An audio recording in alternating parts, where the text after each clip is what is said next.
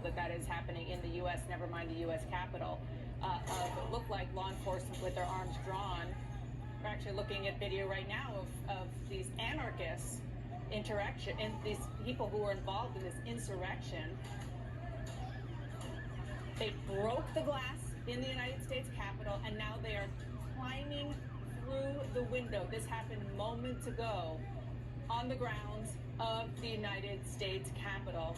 This is likely what you're hearing inside, and this is the reason you said that you were told to shelter in place, moved to an undisclosed location.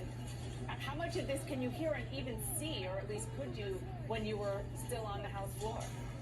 Well, when we left the House floor, we were taken out through a door where they had tactical teams keeping protesters on their bellies, literally outside the House doors. So people had gotten to the doors of the chamber, windows had been broken, and as I said, when we left, there were officers with their guns drawn and pointed at the door, and, you know, obviously indicating that they thought there was a threat about to come through. Anyway, my colleagues and I right now are a little shell-shocked. You might imagine emotions are running pretty high right now. This is something that didn't need to happen. And it's something that shouldn't have happened. There's a lot to take stock of here in terms of how we got to this place, what President Trump said and did to set this off, and quite frankly, how the Capitol could be so vulnerable. I've been working in this building for a while now, and I've always assumed that when things got ugly, they could push a button, and doors would be sealed, and everything would be fine. That obviously turns out not to be the case. It doesn't feel like we're through it yet, but we've got a lot to learn from what happened today. Well, stay safe. Let us know if you see and hear anything more, and we appreciate you giving us an update. Jake? Congressman Himes, Congressman Gallagher, Congressman Kinzinger, thank you so much for your time. Stay safe for you and your staffs. I want to bring in Pamela Brown right now, because, Pamela, we're only seeing some of the violence on the outside of the Capitol building. You have more information about what's going on inside in this armed insurrection, in this attempted coup by President Trump and his supporters. Tell us more. Well, to tell you just how out of control this has gotten, Jake, a woman is now in critical condition after being shot in the chest on the Capitol grounds. This is according to two sources familiar with the matter. The sources couldn't provide any further details on the circumstances of the shooting, but sources I've spoken to and to my colleague Noah Gray are telling us that there were shots fired there on the Capitol grounds, and they additionally add that a woman is now in critical condition after being shot in the chest on Capitol grounds. Again, we don't know the circumstances surrounding that, but that just tells you right there how much this has escalated, how quickly it's escalated, and how out of control this has gotten. I'm told from a local source on the ground, a law enforcement source, that police from surrounding areas, from Montgomery County, Maryland, Prince George's County, Maryland, Virginia State Police, have all been called in by MPD to help them with these overwhelming crowds, the chaos and the anarchy that's taking place right now. Horrible, horrible news. Blood now spilled. We don't know any more details about it. But again, this is violence that has been inspired by President Trump, by President Trump's supporters, by Senator Cruz, by Senator Hawley, by the more than 100 members of the House who were objecting to the constitutional responsibilities, the fact that Joe Biden was elected. It is an absolutely disgraceful moment in American history, and there are specific villains who are responsible for it. I want to go to Manu Raju right now. Manu, tell us more about what you're seeing on Capitol Hill. Yeah, well, possible good news on the Senate side of the Capitol. Our colleague Ted Barrett has been told by police officers on the Senate side that it has been cleared of rioters, of protesters, of demonstrators. The Senate floor, there's debris on the Senate floor because that was breached by protesters, but there's no more protesters, demonstrators, rioters. They're not in the Senate floor. They're not on the Senate wing of the Capitol. These demonstrators have been pushed into the Capitol Rotunda area. Now, that Rotunda is the dome of the Capitol that is in between the House and the Senate. There are many protesters that are there. At the moment, the police are escorting out these rioters outside of the Capitol. They've been on the east and west front steps of the Capitol. They're being escorted out one by one from that side. Now, it's uncertain what's happening on the House side of the Capitol. What we do know is that the House members have been evacuated. They've been told to go into their offices. They're not leaving their offices. It's similar on the Senate side. But we do know that there was an armed standoff that occurred on the House floor Don't know what the latest is on that situation because everybody has been told to clear from that area, including the pool reporters who are in the gallery that witnessed that armed standoff. Uncertain what's going on with that. But there are still many rioters, demonstrators who have breached the security perimeters, have come into the building.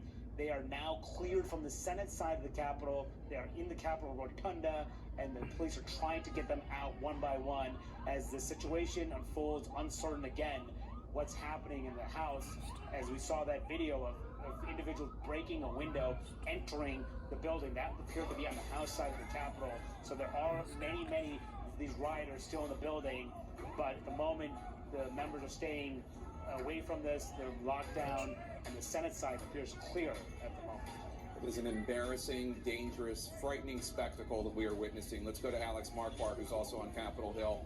Alex, we hope that you are staying safe out there. What are you seeing? Jake, we are seeing a number of local police officers from Montgomery County, Maryland, who have arrived in the past 20 minutes en masse.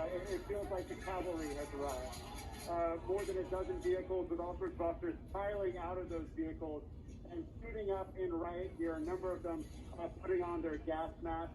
Obviously, that would assume that some tear gas will get fired at some point. But in terms of the protesters, and in fact we should call them rioters because that's exactly what they are, not many have moved. We can still see them outside the Capitol building after storming through those police barricades. It's a very aggressive crowd, a very violent crowd, and I have to say, Jake, they figured out who our team was, and they swarmed us and mobbed us and pushed us out of there, calling us traitors, which is just a stunning thing to have happen in your own country from your fellow citizens. So it is a very unfortunate scene, a very dark scene, but there is a feeling right now that finally there is a law enforcement response and that they are about to take control of the situation. All right, well, stay safe, Alex. This is, of course, one of the final days of the Trump presidency, and this is a moment of Trump's legacy. This is Trump's legacy. Divided people, millions of Americans who have been fed lies about the election, millions of Americans who have been told that journalists and those who would defy Trump are traitors, and they are expressing their frustrations and their anger with violence, and they are not being discouraged to do so by President Trump. In fact, the lies have been amplified. The lies have been given credence by the likes of Senator Ted Cruz and Senator Josh Hawley, the leader of the House Republicans, Kevin McCarthy, giving these deranged conspiracy theories credibility by acting as though there's something there. There isn't. Judge after judge, governor after governor, Democrats, Republicans, independents have all looked at it and said, there is nothing there. The election was clean, or as clean as elections go in this country, and Joe Biden is the president-elect. Abby, I have to say, it makes perfect sense that the Trump presidency would end this way, but it is no less shocking and saddening to witness. It's a real tragedy, I think, for this country that this is what we're seeing now, and it's the result of a president who has instigated this from the very beginning, when months ago he refused to say that he would support a peaceful transfer of power. This is the moment that would come into play, where he can say, I lost the election, Joe Biden will be the next president, evacuate the Capitol right now. He won't say it. But what's also really notable about watching this scene, a few months ago in Washington, where we live and where we work, you couldn't drive down the street without being stopped by National Guard vehicles, by law enforcement of every type and every stripe. The Bureau of Prisons was here in Washington. Every block of this city was in lockdown because of Black Lives Matter protesters.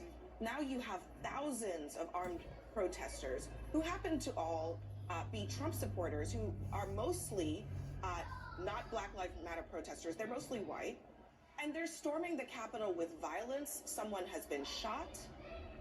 Glass is being broken. Lawmakers are in lockdown wearing gas masks. And it's looking at these pictures, where's law enforcement? Capitol Police struggling to control this, and you don't hear the president saying, we are sending reinforcement. You don't see him saying, we are sending help to protect this federal building, to protect the lawmakers who are inside of it and the people who work there and the people of the city. That is incredibly shameful. No, you're exactly right. And, you know, what we're looking at, you see the scaffolding there. Well, first of all, look at this. It's getting violent outside. But I think these are images from earlier. Or images from earlier, but part of the reason why we saw scaffolding on the